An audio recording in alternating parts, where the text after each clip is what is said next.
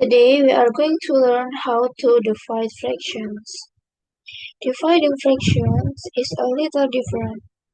When we divide fractions, we change the division into multiplication.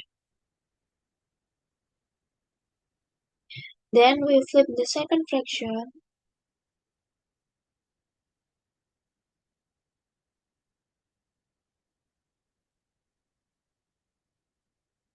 So 2 over 5 becomes 5 over 2. Now the problem becomes 3 over 4 times 5 over 2. Next, multiply the numerators. 3 times 5 equals 15. Then multiply the denominators.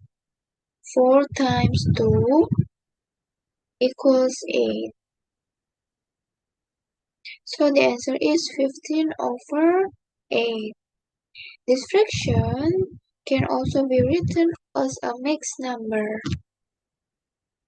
15 over 8 equals 1 and 7 over 8.